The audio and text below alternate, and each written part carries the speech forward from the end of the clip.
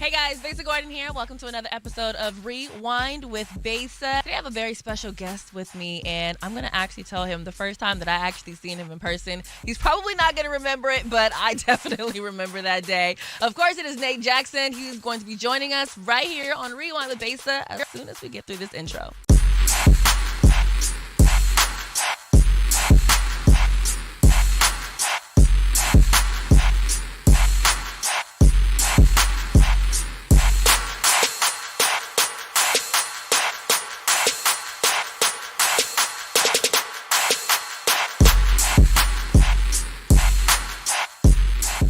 How you doing, Nate? Solid. How about yourself? Not bad, not bad. That's what's up. I'd be a little better if it wasn't so rainy outside today, but I feel like Mother Nature was like, you guys got enough of the clear skies. Huh. You guys got a little too comfortable with the decent weather. Right. I need to remind you of where you're actually at. Listen, this year was like hot, then warm, then frozen. Just like one overnight. It was a moment What? or three. No warning. No warning. But honestly, I feel like that's kind of how it usually is out here, but it's just honestly gotten worse through like the climate change and the global warming. And now it's like, why is it 80 degrees in October? That part. Thank you, though. I appreciate it, Right. but I'm a little worried. But I'm out here confused. I'm like, is this a hot flash? I'm a little Is that worried. even something I'm supposed to be going through? No, period. I thought it was just me. I was like, this ain't right. Now, okay, for starters, I want to tell you about the first time that I ever seen you in person. I'm on the edge of my seat. Since you introed it, I was like, now hold up. So it was at, oh God, what was the club called? It was Citrus. Okay. And who was there that day? Oh my goodness. Mike Epps was there that day. Ah. And I was like just starting out, and I was like taking pictures of like just everyone. I was like still with C Spot at the time. Mm-hmm. And then when I was getting pictures, out of nowhere, Mike Epps goes, "Don't take any more photos." Why? And then you looked at him, and then you didn't know who I was at the time because I was like 21 or something like that. Okay. I don't know. I guess it was like disturbing, or maybe he just wanted to be left alone or whatever have you. But that was the first time I saw you in person. And I just looked at him? Yeah, you just kind of looked at me and was like, Dang. I honestly don't remember that. I do remember that night, though. That night was wild. That night was off the chain. So my homeboy was doing media with him, Aunt Rose, and Aunt Rose was like, "Yo, you got to come down and do the show or whatever." And I was like, "What show?" He was like, "It's Mike Epps." I'm like, "Bruh, there's nowhere else I'm gonna be." I get down there, I do the show. Now Mike stays at the hotel until intermission, so I go up and just do my thing, Of course. right? Like I kind of spiked the show a little bit, and we go to intermission and come back. Then Mike gets there.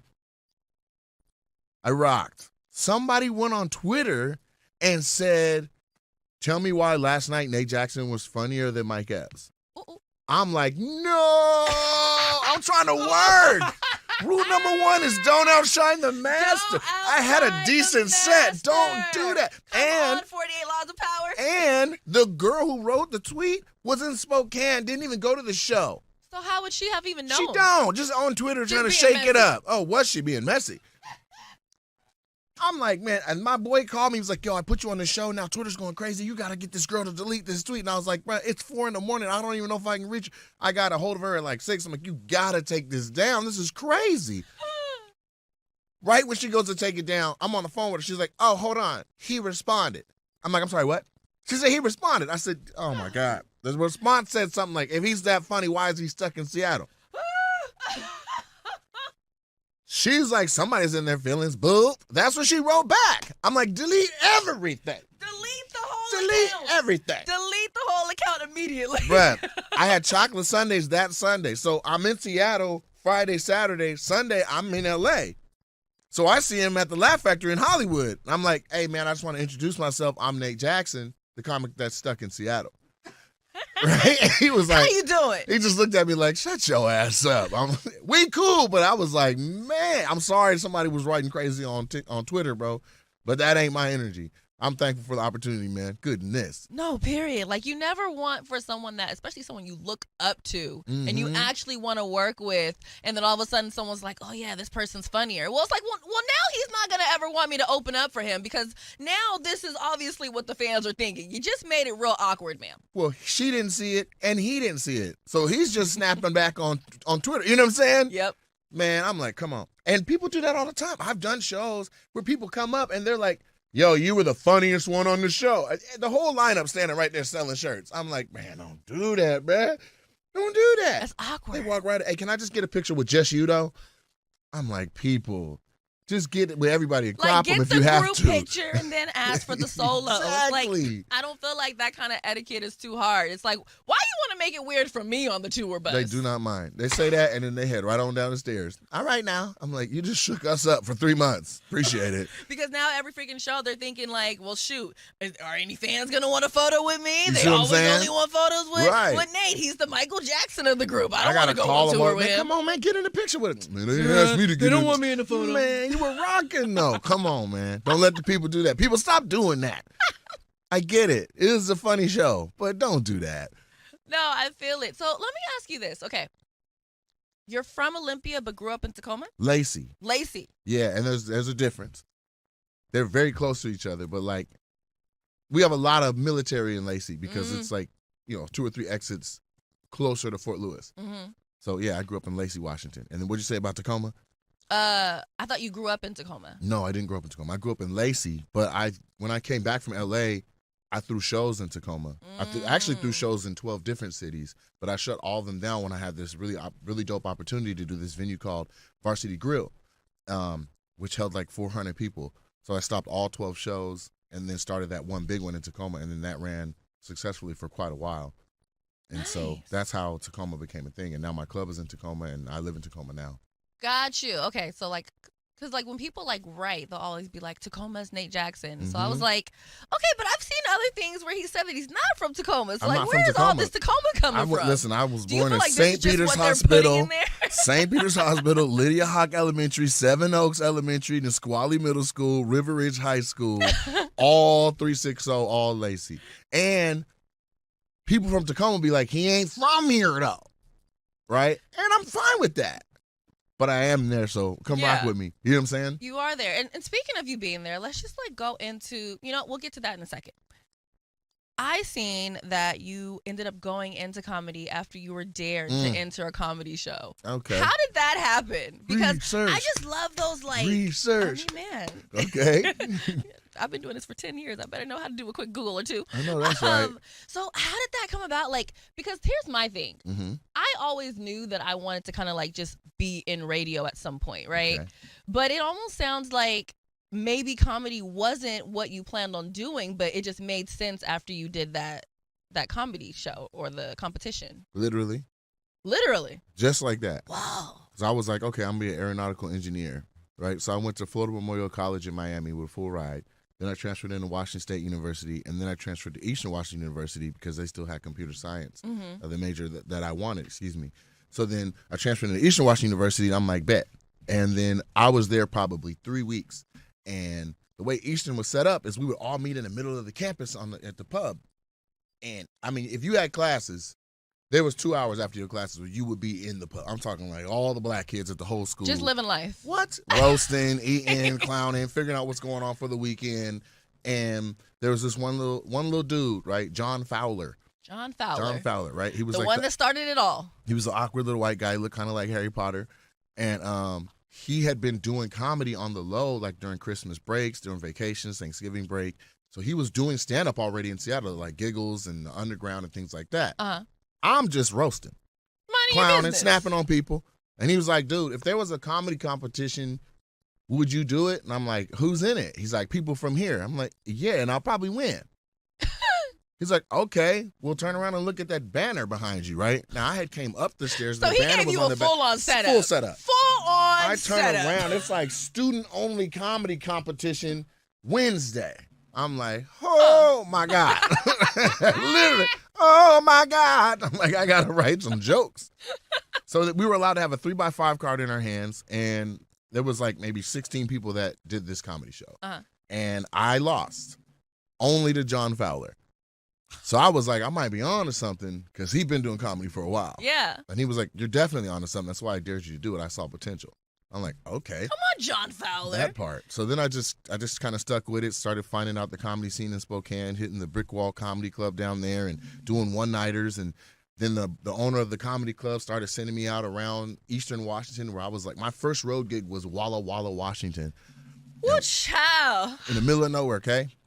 Tell me about it. But we went 6 cars deep. So it was like half the crowd was us and half the crowd was whatever Walla Walla had brought. It was lit. And so I just stuck with it. And I did some more research. I talked to more veteran comics, got a couple mentors in it, and found out that it's actually, show business. I was just enamored by the lights. And I realized there's actually some chips in it if you do it right. I love it. Now, when did you realize that you had to leave Washington and go to L.A.? I knew before I graduated, but I was not sure. And this is why it's so important to have like phenomenal, I'll say it, phenomenal African-American representation on campuses to help guide the young African-American students. Because they saw me get bit by the comedy bug. They knew I was a very, very good graded student. And I could stay in the system and go on and get more degrees, or they even offered me a job as African-American student recruiter. Oh, wow. And I talked to Rodney Perry, he's an OG comic. If you guys are familiar with comedy for real, if you're a connoisseur, then you know Rodney Perry. And Rodney said, listen, man, LA's always going to be there, but so is that job if the lady says so. So go talk to whoever offered you the job and see if they'll let you take a crack at LA. And if it doesn't work, you can always run home. And so I talked to Nancy Nelson, Dr. Nancy Nelson, bless her heart. She is still with us, but I just want to say bless her heart. And she said, yeah, I'll hold the job for you. Take a crack at LA. I see you're passionate about comedy. And I went down there and just started roughing it. I freaking love that because it's like, I think there are so many times where we have like a spark and people just don't take that chance, right? It's like doing the job with, what'd you say her name was, Nancy? Nancy Nelson. Taking that job would have been the safe route, right? Like it would have been guaranteed money. It would have been like a guaranteed salary that you probably would have been able to retire some years later with like a full-on pension. Yep. And you were like, you know what? I'm hold. Right. Put a pin in it, as me and my friends think.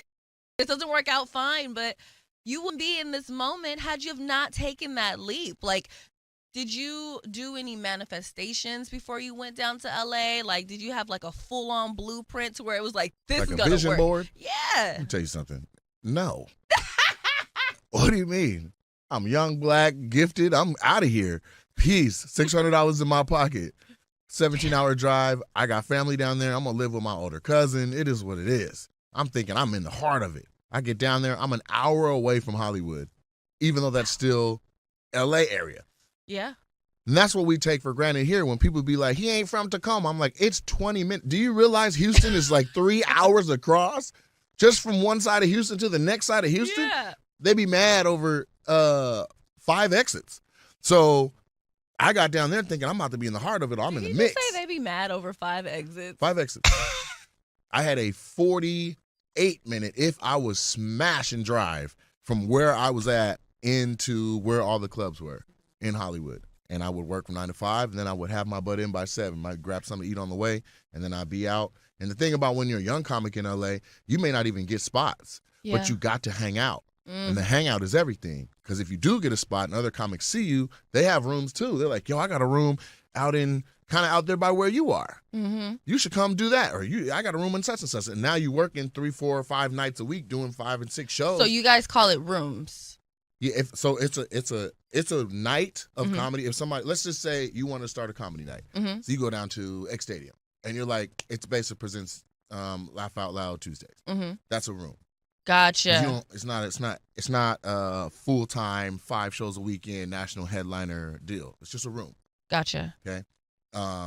Then the next level up is comedy clubs, right? Because they have consistent. It's a place for that. That's not X Stadium's main vision or what they are. You get what I'm saying? So everybody has rooms, whether it's in a coffee shop or it's in a tea house or it's in a little theater. Maybe some people get dope rooms, but it's still a room. I had a room on a Thursday night. That's what I stopped the 12 rooms and did the 1. And so the hangout is necessary Because you got to know everybody. It's a huge camaraderie. Doctors know doctors, football players know football players, and comics know comics. The networking. That's what I'm saying. And that was exhausting because I would have to hang out till 1 a.m. and get back out there about an hour back because I wouldn't be smashing on the way home, and then do the next day all over again. What would you say was like your most memorable break when you first went to LA? A memorable break. I don't know about a break, but I'll tell you when I was like, yo, this is crazy. Like, I have a new perspective of what's popping. So before I went to L.A., I came back to this side of the mountains where my people are, my parents and all that, and I was gigging over here doing shows in Lacey, Olympia, Tacoma, Seattle. And I was the new guy. I'm like, yo, I got a dope 30 minutes. I'm shooting a DVD. I'm making a special. And I paid Giorgio from here, and we shot a special at Columbia City Theater. Nice. Yes. And it was my best work at the time. Mind you, hindsight being 2020, it wasn't good comedy. Okay? There was some gems in there, but it needed to be sifted more. And I had been working it. Yeah. But I didn't know it was excellent for Washington. And it was just enough to get me by in Hollywood. See, that's interesting. I like that. It was excellent for Washington. Yeah. So would you say that our comedy standards are different than in like in LA? Or do you think that our standards in general are just different? It's just different. It's a different playing field, right? So here, if you're killing it, people say you're ready for LA. In LA, if you're killing it, they say you're ready for stardom. You get what I'm saying? So this is a perspective I had. I went down to LA and I went to Mo Better Mondays. It's the blackest comedy night that Hollywood has. D. Ray Davis is the host. It's on Mondays. Big Spike, who acts like his name sounds, is the producer of the show. I walk up to him. I'm a young, just gifted and full of hope comic with my little DVD, fully packaged. And I give it to him. I'm like, hey, man, I just shot a special, and I just want to know if I could get down here. Yeah. He takes my DVD, and he tosses it like it's trash. I nut up, like, excuse me, fam? Like, didn't even know I had it in me to be like that. But he threw my heart, right? You found it. I was like, I was in it. I was nose to his chest, like, oh, it's going like, down, fam. You like I was so mad. He was like, go over there and wait with the rest of the comics. Yeah. If you're ready, I'll see if you're ready. Right? And it's dark before the show starts. They bring the lights up and D-Ray comes out. They turn the lights. And the way that the improv used to be set up is all the comics could stand against the right side. Like when you walk in the showroom, it's shaped like a square and you can stand against the right wall. So the lights come up and I just follow where he pointed. I'm like, let me just go over here and stand with all these bums. That's what I'm thinking. The lights come up. It's Lunell, Red Grant, Cat Williams, Ray. They aren't on the show. They're just hanging out to where if somebody don't show up or somebody's late or somebody bombing, Spike go, Cat, kill that shit. Shut up. Lunell, rock out. Now here I am with my little DVD that I done picked up. He cracked the corner of it. I put it in my hoodie pocket. And I stood over there and them lights came up and I saw the silhouettes of all the people that I've been watching on Comic View and on all the different comedy specials that are taped. And I was like, it's going to be a minute. This is going to be a minute. And that's the difference between L.A. and Seattle. If I walked into a room at that point in Seattle, I probably generated some whispers like, oh, Nate's here, the dude from Spokane, or the funny guy from... Yeah. You walking in L.A., it's a whole nother... What? So I was at least a medium-sized fish in a small pond. And down there, I was a... like a guppy. What? A fish egg in the ocean. Okay? And that's the difference, and that's the perspective that I gained from it. But Spike, actually, I went up, he put me up. He's like, do 3 minutes. Not that night. It was like a month of nights later. And I went up and I did 3 minutes. I was expecting, real time, 15 minutes, because that's how long the spots are here. Yeah. I'm like, 3 minutes? And I go up and I do my best jokes I got in them 3 minutes. I probably fit 2 of my funniest bits in 3. A closer and a closer. Light comes on, I bail. He's like, come back next Monday. I come back next Monday. He's like, do 5 minutes. So I'm up there for 5. Now I do 3 jokes. I'm up there for 5 minutes. The light don't come on. I get off at 5 minutes. He's like, if I don't like you, that means keep going. I want to see what you got. I'm like, I'm not going to disrespect your room. I thought maybe I missed the light. He was like, all right, come Like, back where in are a my month. directions? So then a month later, I come back. Now, at this point, other comics are noticing, like, yo, Spike's got him in the system. Like, Spike is trying to see what this kid has. And I'm rocking because I had a half hour. And I'm still working Washington half hour. Uh-huh. Take what's good enough for Hollywood, and there was maybe 8-9 minutes in that. But because of the nature of Hollywood and how fast showcase spots are, there was nothing more than the 5-minute spots. Yeah. So I was just going around killing all the little 5-minute spots. Look. Making a name for myself and cutting all of everything else out and making new material and fixing the old material that it was up to par. Like, it had to be rapid, pow, pow, pow, pow, pow. Like, how you gonna go up and you on a show with Tony Roberts and Red Grant and Chris Spencer and you up there playing around. Period. And the wall is full of people who want that time and will stab you for it. That part. So that's the difference between the two places. It's like a levels thing. I think so. Definitely levels. When did you end up at Wildin' Out? Like, how did that come about? Wildin' Out took so long for me to get on that by the time I got on it, there was conversations about me being too old to be on it. We're not going to acknowledge any of the other talent or how old they are. We're just going to say that that's a message that I had gotten. Oh, wow. Okay? So there was 4 ways that I finally got on the Wildin' Out. One was I tried to audition for it, but nobody would tell me when the auditions were because they saw that I was good. And it's a dog eat dog, and information's everything. So I would find out the day after, like, yo, Wildin' Out auditions were yesterday. I'm like, what? Why ain't nobody say nothing? I was here in town. I saw all y'all last night outside the club. It's like, and you knew. And you purposely, you knew good and well that you were going there. They'll get a call back and then call me like, bro, can you help me get ready for the audition? They call me back. I'm like, fam, what? I'll help you. Meanwhile, I just wanted a shot. So I tried to audition for 3 years and the information wasn't reaching me just for being good. Then on the 4th year, I reached out to Niall Evans, who's the showrunner for the show. And I was like, hey, man, I just told him. I'm like, for the last 3 years, I've been trying to get in for an audition, but nobody will tell me when they are because I'm good. He was like, okay, bruh. That's wild. I've heard a lot of different stuff, but shut up. Like, that's what he was on. Because, he's got tens of thousands of people trying to get on this show. And I'm saying other people won't tell me because I'm too good. He's like, no, we've seen everybody, and you're not about to walk in here and impress me, right? He goes, come in here tomorrow. I'm at this address. I get there. It's a room, same size as this. He's sitting, let's say this is the front of the room. I walk in at the head of the table. He's to the left. He's got his nephew in the corner filming, and there's 2 writers sitting right here and here. It's only 4 of us in the room, and one is quiet with the camera. And he's like, make me laugh. I'm sorry, what? He's like, make me laugh. I'm like, okay, I need a little more structure than that. He's like, all right, that was far-fetching. Here's what I want you to do. Right? It's like, what? He's like, I want you to play, we're going to play 3 games, right? So he's like, break up with me. Because, they got that game on there. It's a conference room. There's no props, but there is an oatmeal bar on the table. Them hard ones that break the roof of your mouth.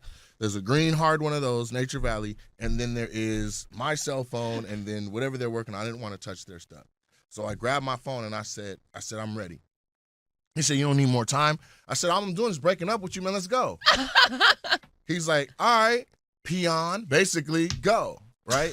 So I took my phone and I held it over the granola thing, and I said, where's my phone in relation to this granola bar?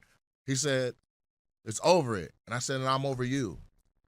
And I just spun my phone like that, and he was like, okay. I see where we're going here. What else can you do? I was like, I can sing. He was like, sing. I was like, love, so many things I've got to tell you. He's like, okay. Even I was like.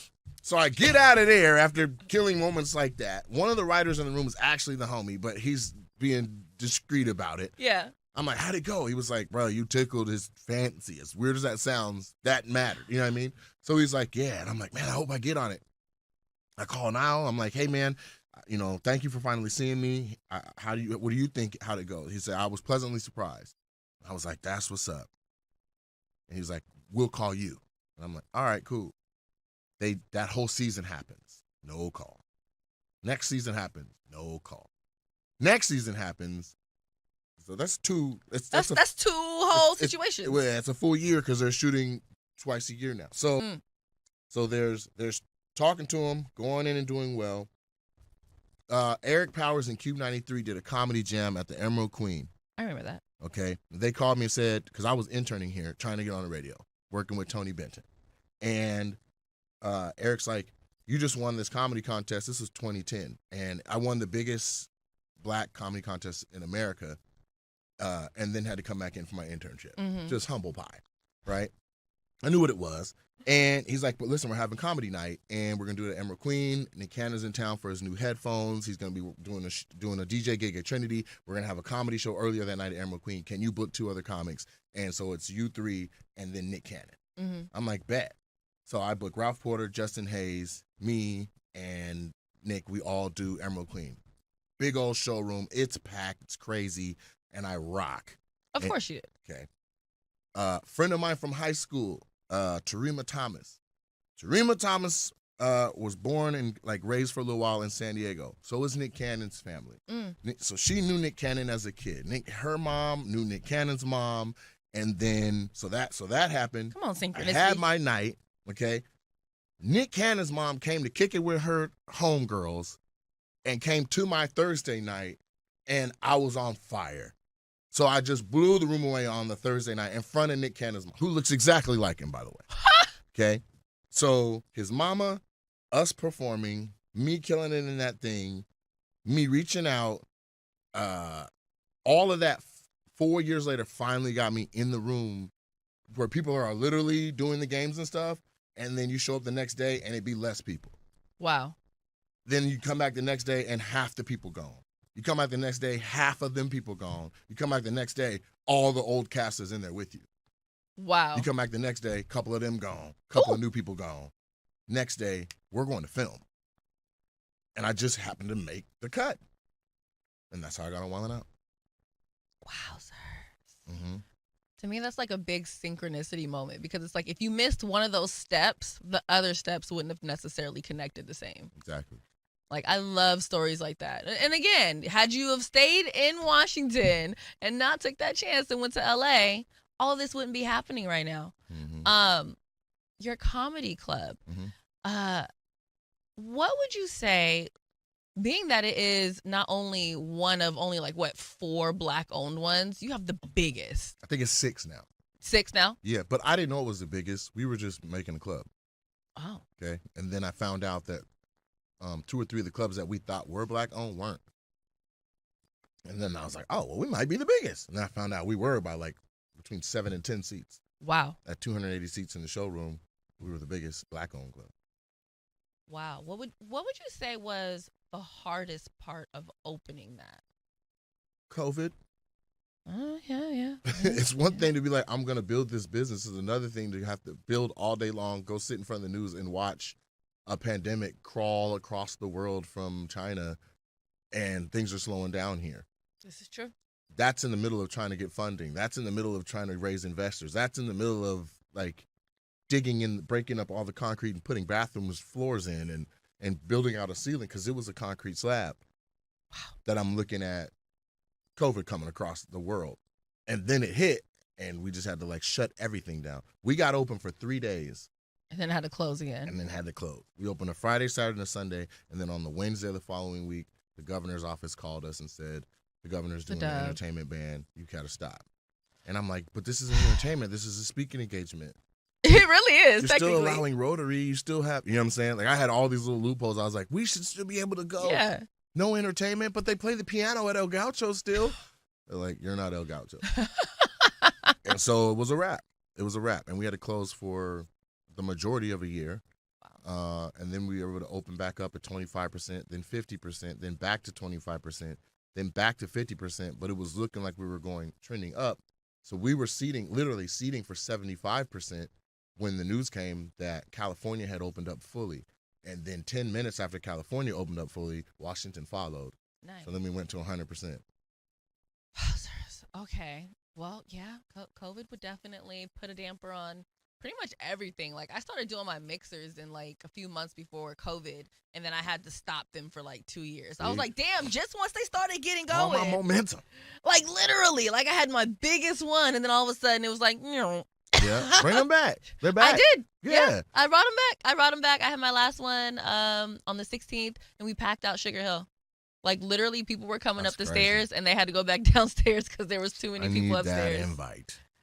I'm going to be doing one in your area very soon. Do it at the club. I could do it at the club, couldn't I? Yeah. Why not? That would be dope. Mm-hmm. Because you also have a stage. Yeah. We shall talk. You guys officially just saw what it looks like when my little wheels start turning. Well, Spidey senses was like, and that it's like, work. Hold on. You start doing the calculations. We'll talk about that. For sure. But yeah, no. So, okay, what would you say has been the most rewarding thing for you opening up your club now that COVID is over and you can have people like Tiffany Haddish come in February? Okay, so yes. One is I can see the fruits of the relationships. I wouldn't say fruits of labor, fruits of the relationships. Because I have friends who have blown up or were already hot, you know what I mean? And if you don't have somewhere where they're doing business on that level, then you guys aren't going to do it. Yeah. You'll just remain just a friend. But with me having a club of this size and being the biggest in the Pacific Northwest, it only makes sense for them that are touring to slide. Mm-hmm. You know what I mean? So Tiffany Haddish, being what I would consider a good friend of mine, is like, yeah, I got you. Come on, let's go. You know what I mean? And that's like talking direct to her. All right, come on, let's do it. Boom, we go. Kim Whitley's coming. Boom. D.L. Hughley, who's a new member of Omega Sci-Fi. I'm a member of Omega Sci-Fi. He's like, dog, I'll be there.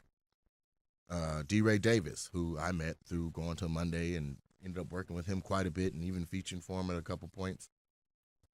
He's coming. So we have monsters coming through the Pacific Northwest, and a lot of them haven't come in like a decade. Yeah. You know what I mean? And so I think that's the biggest fruit. Like, it's like, yeah, I'm funny. Yes, they know me as, oh, it's another little funny dude coming from my spot or whatever. But now it's more like a synergy. Now it's like, yes, I'm funny, but you know what I mean? So I've been able to essentially, and I don't want to mince my words, but I would say leapfrog some of the pecking order by being in ownership. And then also when you're on this side of the curtain, you learn a whole lot about the business, and you have a lot of conversations with people you would not have had access to without the venue, without the opportunity. Like, I'm talking to agents 5-6 times a week. So I hear how they talk, how they think, what they know, what their mentality is. And I have imparted on my closest friends who are on the cusp of popping. I'm like, let me tell you what's truly important. Yeah. Because you can spin your wheels for years working on something that isn't even tangible to them. Where I say, man, he did this, this, and this. And they go, that's cool, but what about blah, blah, blah? Yeah. And I'm like, oh, he has not even a footprint over there. But had the person put the energy in that space, they would be popping there. Or like, had they known to do that? You see what I'm saying? And so now I know what are the analytics that are, making someone lucrative. Everyone needs an agent. Everyone wants a manager. Now I know what's the criteria for that to even happen. Because it's a vicious cycle. If you want an agent, the agent's going to tell you need a manager. If you want a manager, they're going to tell you need an agent. So there you are just going, man, come on. But if you like, can hot, we just have you both sit down at the same sit time? down. But if you're hot, someone will approach you and they will bring, and you will have auditions for your management, auditions for your agent. They do it when they know we're about to make some money. You know what I'm saying? Because that's what they're into. They're into monetizing followings. They're into monetizing talent. Because we got families to feed. No, period. You know what I mean? So you could be hilarious. But if it doesn't transition into butts and seats and hitting the road and making some real money, then why would somebody take the time from their life to do that for you when their phone won't stop ringing from people who are lucrative? Yeah. I think people don't realize that, like, there are so many people that are talented, but for some reason they just might not make money on certain things, or they might not be able to get people out to come to a venue. And it's like, I don't know. It's like, I don't know if you need to get your social media together. I don't know if you got to like find someone to help you get more of a personality to where people can feel more connected to you. But yeah, that's definitely a thing. There's plenty of talented people, but yet they just can't get the general public's attention or keep it for long enough to where they become lucrative. Join us this holiday season at the Fifth Avenue Theater and feel the power of love overflowing with The Wiz. Filled with soaring soul and R&B songs, it's an effervescent explosion of music, dance, and magic your whole family will love. Ease on down the yellow brick road with Dorothy as she learns home isn't really where you live, it's who you love. The Wiz at the Fifth Avenue Theater, November 19th through December 23rd. Tickets at fifthavenue.org. Let me ask you this. I recently seen that the FDA approved lab-made meats. Are you going to try it? No. What do you think of that? If I can help it, I'm not eating it. But here's the thing. We probably been eating lab-made meats for a minute. Probably. Okay? If you ever stopped at a drive-thru, you don't know. We don't know what's in there. You don't know. Somebody said there was horse meat in Burger King. Somebody told me that while I was ordering a Whopper. And literally, my college agent, I'm on the phone. He's like, where are you at? I'm like, I'm at Burger King. He's like, well, don't eat that. They got horse meat. I'm like, how you know that? He's like, I saw it in a thing.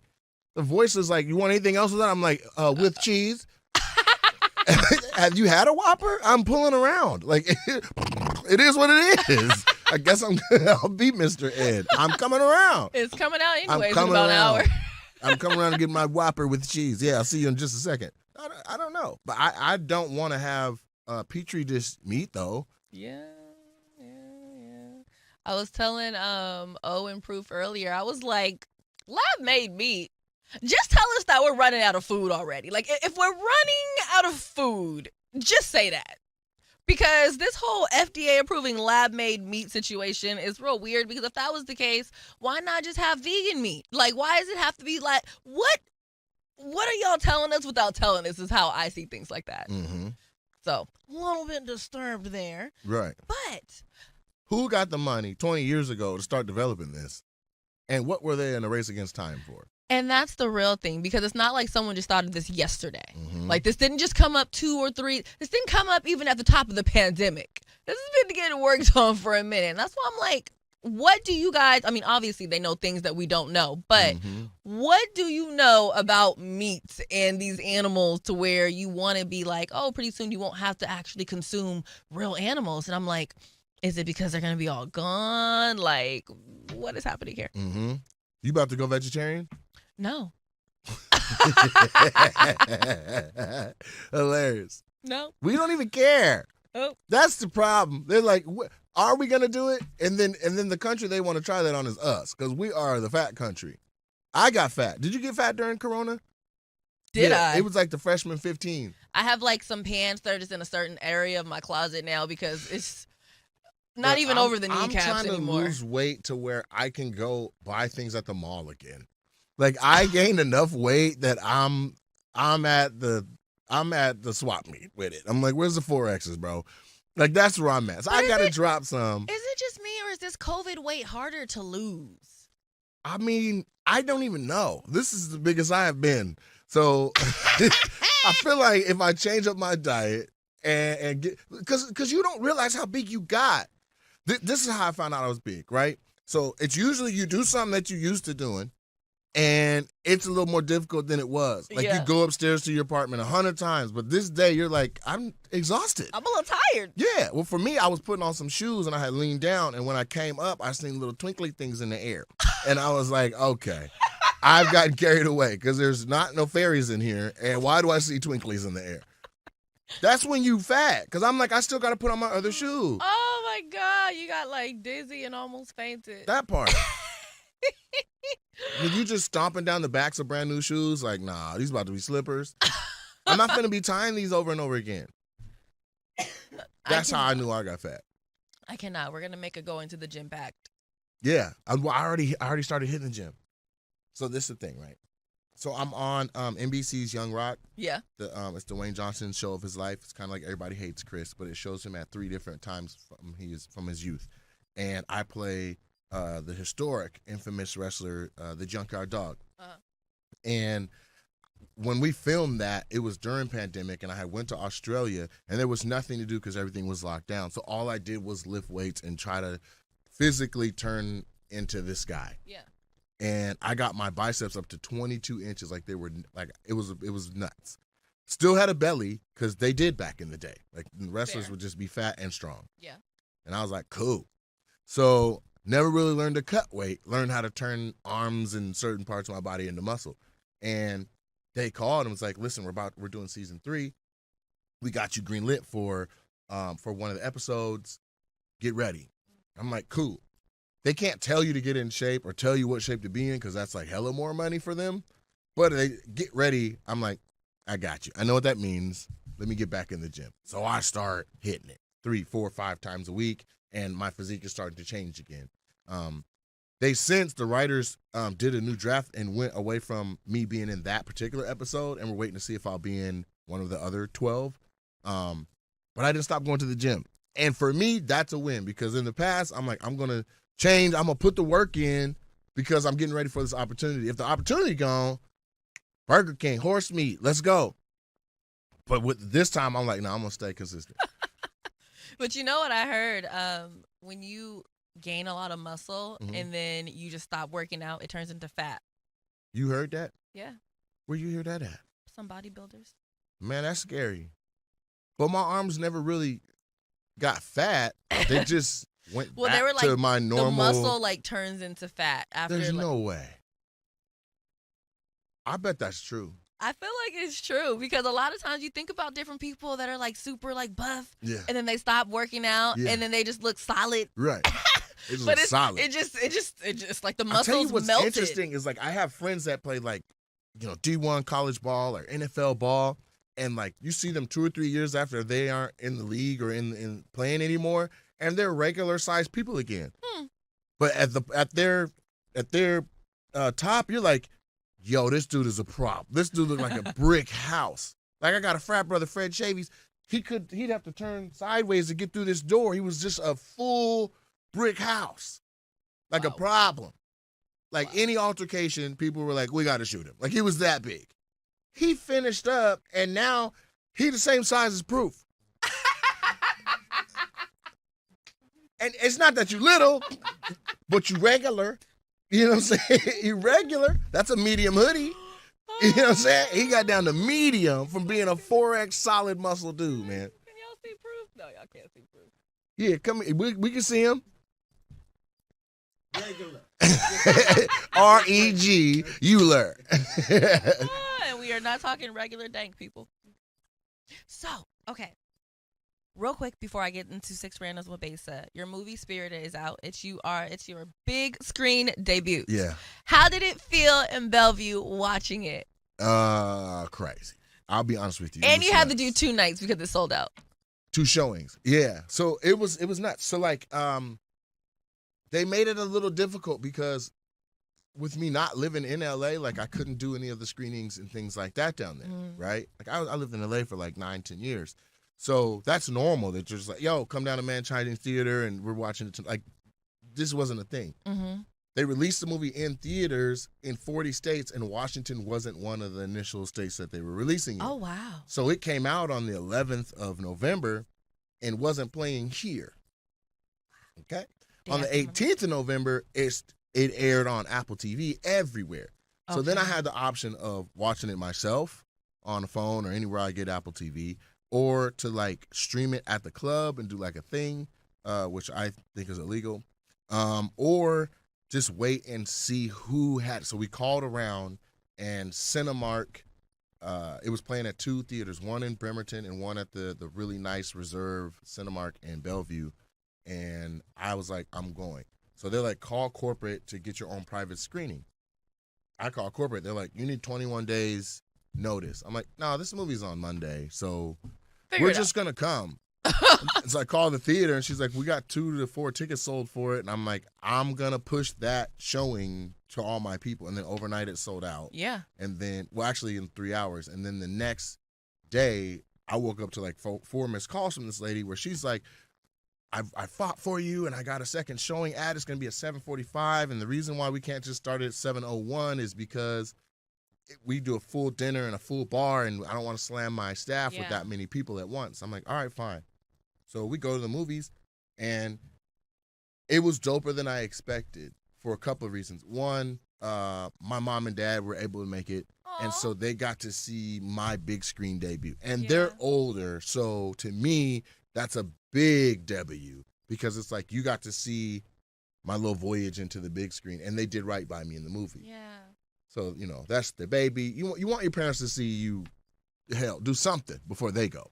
No, period. They're not immortal, and I'm a realist. So I was just so thankful that my mom could sit in the theater with some popcorn and look at her baby on that screen. I said, I did something. Yeah.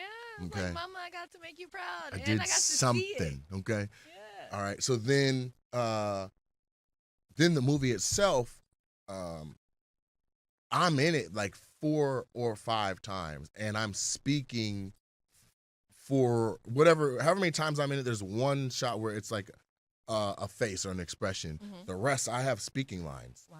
And I'm talking. I'm one of the opening lines of the movie. I'm in the middle of the movie. I'm at the end of the movie. I'm like one of the last lines and everything I'm saying, I'm cracking jokes. And so, the making of it is what made me not sure if I was going to even make the cut at all. Mm-hmm. Because people don't realize, like, when they shoot a movie, there's 150 rolls. And they edit, and most movies are down to maybe 120. So there's people who are in movies, and they're proud that they're in the movie, and then they go to watch it, and their scene ain't in there. It's not there. It's cut. Oh, wow. You know what I'm saying? So, long story medium, okay, I went there that day expecting to shoot from 10 a.m. till noon. Uh-huh. And the movie, I didn't know at the time, but the movie had already been shot in full. They shot it during the pandemic in Boston, and this movie was done. The director showed us a piece of the movie, and it had words on the screen. Like, it was edited to the point that the credits came out. Oh, wow. On this part. And I was like, it was done. Yeah, I'm like, what are we doing? They're like, well, we added you guys to it because we got network notes from Apple that they want to punch it up some more. I'm like, all right, so you just want us to act a fool today? They're like, yeah. So we do everything that they give us in the scripts. It's myself. There's a young lady, and there's a young guy. She looks like the dude from Stranger Things with the messed up teeth, but she has Chris Farley energy. And then he was like McLovin, and her job was to love musicals. His job was to question the afterlife, and my job was to not like nothing that's going on. Wow. And I ain't had no problem with that because Nate Jackson is not with the musicals. Okay. So I got to roast the project I was in and have fun. Yeah. So we did what they had in the script, and he was like, all right, be your character and just be in the moment right now, say whatever. And so I start firing off one-liners, and and everybody was doing it, but the stuff I was saying, he'd say cut, and all of production would laugh. They would be cackling in the back. They're dying. They come over, he's like, we're gonna keep going with you, keep going. 30 takes later of me saying different funny stuff every time, we break for lunch, and I'm thinking I'm gone for the day, and they're like, recruits and Nate Jackson, now I'm getting called by name over the PA system, stay around after lunch. I'm like, okay. Recruits and specifically this guy. Nate Jackson. This guy. So then we come back from lunch, and they are now just ad-libbing scenes for us to do that are basically, we're recruits to this new world. Uh-huh. So you get shown this world by walking with us. It's already going. It's just this whole magical thing or whatever. And then they're like, you, come with us. This is how that works. That's how that works. And you're watching that in the theater going, okay, I feel new like they feel. Yeah. So they give you a voyeur to be with. So now they're just taking scenes they know they've already shot from the movie and like, all right, here's what just happened. He just did this, or they just did a dance routine, and it's going to come back to you, and you got to give a comment. So it was like smooth impromptu. And then they're like, ready, action. And 100 people start moving around in the back, and the camera zooms into your face. It's nerve-wracking. You got to look regular, and you say whatever you thought was funny right there. Bop. And I would say my line, and they're like, genius. They're all laughing, and they come back again. But I knew that in reality, in the movie itself, there was only going to be so many moments that they go to us. Yeah. And if I said 30 different things in the same moment, they can only pick one. So it don't matter if I shot 10 hours. I'm like, I just hope they use something. Yeah. And all of us were saying stuff. So I didn't know what was going to be on screen. Interesting. then my boy down, Aunt Rose, the same one that was at the Mike Epps thing years ago. Uh-huh. Aunt Rose was like, bro, I'm at a screening for your movie. And it was like the 8th. He was before it even was supposed to release. Oh, wow. So this was like a screening. What? He was like, I came to the screening that the choreographers threw. Chloe and Maud are like cool-ass black girls, and they are the ones that choreographed the whole thing. So they threw their own screening. He's like, yo, I just went. Mind blown that you're in it. You should have told me. I'm like, okay. He was like, 2, amazing. They did hella right by you. You need to tell your mom, dad, family, sisters, friends, any girl that ever curved you. You need to have everybody see this movie because, bro, you kill it. And I'm like, really? Like that? Like I did? He's like, bro, I'm telling you, do a screening. And don't do it at like, go to a theater. Like, have the whole real feel like a movie outing. So that was really like your first time really, really seeing it with everybody. Yeah, I didn't watch it before. Wow. And other people had, like, people were like, man, I just had to sneak and watch it last night, man. You did good, man. I can't wait to see how you feel about it. I'm like, really? So I'm sitting in the theater like, okay, that's the line they went with. So it's not necessarily like a full-on enamored by it because it is happening in front of me, but I'm just like, okay, they went with that line. All right, that's cool. I felt like that was maybe the second or third funniest thing I did, but I bet the first funniest thing was too wild. They go to another thing. I'm like, ooh, they used it again. Oh, they used your boy again. Like, that's how I was in the thing. I'm like, yo. So by the time we get up out of there and they're still showing stuff like that, after the last song, I'm still talking. I'm like, what? Yo, this is crazy. That's and the lady at the epic. theater was like, man, you didn't tell me you stole the movie. I was like, I didn't know. Hold on. I definitely didn't steal that movie, but I'm glad I contributed. And it came out well. That is freaking amazing. Okay, Yeah. so we're going to do something I like to call 6 randoms with Besa. Mm-hmm. Number 1, now that you've been on the big screen, Yeah. what is a character that you would want to play next? The Tin Man, if they redo The Wiz. That was so quick. I love it. Yeah, because I can sing. I'm big. I can handle everything that Nipsey Russell did. A tin slide some oil to me. See, you should have done the Wiz that they're doing at Fifth Avenue Theater. I didn't even know. But I want to be in You know, like most of the real, if they redo the movie. The movie. They let Chris Brown be the Scarecrow. They let Beyonce be Dorothy or Chloe Bailey be Dorothy. And let's redo this thing. I will be the Tin Man. And I'll nail it. Yeah, that's one of the randoms. I freaking love it. Okay. Favorite place to eat in Tacoma?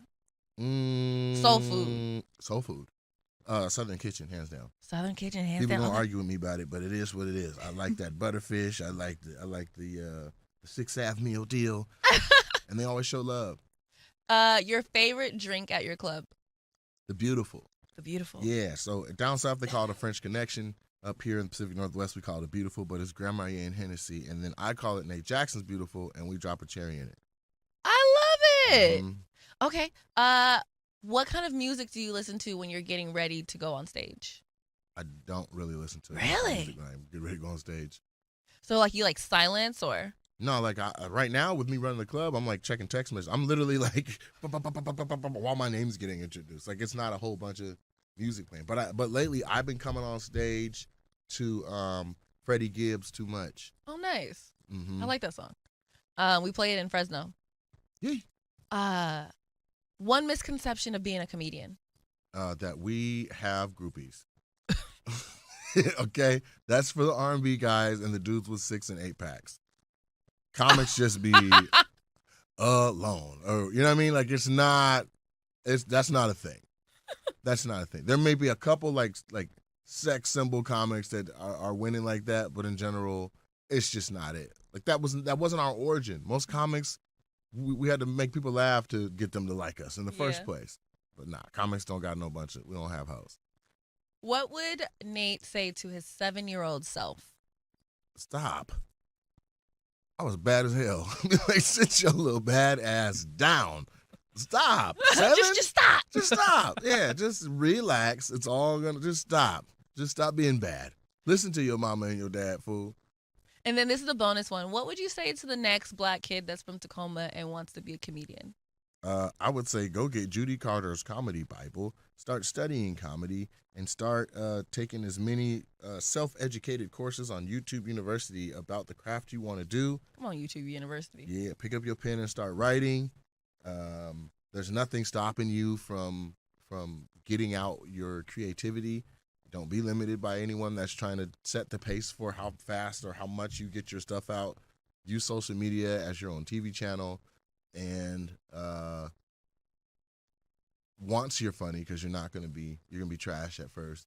Once you're funny, then shift from focusing on funny to collecting people, because it's a people collection business. I love it. Well, shoot, you guys. That's all I got for you guys for today's interview with Nate Jackson. I want to thank you for pulling all the way up to iHeart literally day after Thanksgiving. That part. I'm pretty sure we're all a little sleepy from yesterday's meals, Right. but we made it out in the rain. Mm-hmm. What is next for you? Next for me, so I started posting a lot of stand-up clips on TikTok, and it's been very rewarding because it's not jokes. It's like when I'm doing crowd work or just messing with people. And I think people around the country are seeing that I'm that cold, because I think there's only maybe 5 people doing crowd work the way I do, and I'm putting some good stuff on there. But it took a while to have the workflow to capture it. And so I'm glad that I have that workflow, where how the cameras are set up and the audio's right, and then I can just caption it and post it online. And it's doing well. I started posting on TikTok 45 days ago. I had 108 followers, and I have 114,000 today. Wow. There's a video I posted 5 days ago that has 4.6 million. There's one I posted this morning that has 601,000 views on it. That's it playing right there. There's 103 likes on it. Like, there's 2.2 million likes on my page in 45 days. I think that's special, and I've been around entertainment long enough to know when there's something even on a microcosm level that matters. Yeah. And I'm going to pay attention to what's happening here. Look, it's working. It's working, and anytime you can gain over 100,000 followers in a month or so, No period. you should probably focus on that. Yeah. So I'm giving that some attention. I had a daily show that I was doing on Instagram every day, and that added 40,000 followers to my Instagram. But the workflow was different. Like, I had to have a different editor and a different bunch of stuff like that, to where this I can control. I can hop on this. I can post my stuff, and it's been wildly rewarding. Even on the simple level of just refreshing the screen and seeing how many more people watched it since I did it. I do that all the time. Just basic, but I'm enjoying it. So it's Mr. Nate Jackson TikTok is my TikTok. Then Mr. Nate Jackson on Instagram, the Nate Jackson Comedy on the web, and the Nate Jackson Comedy on Facebook, or superfunnycomedyclub.com for my comedy club, or superfunny at Superfunny Comedy Club on Instagram. And listen, you guys listen to a lot of interviews, a lot of rewinds. You got to keep supporting Besa, but tap in with me and see what's going on, because something's happening, and we're in it right now. I love it, you guys. So look, until next time, once again, I want to thank Nate Jackson for sitting down with us today. And of course, you guys, you already know what I'm going to tell you to do. Have an amazing rest of your day. And of course, until next time, keep that energy high.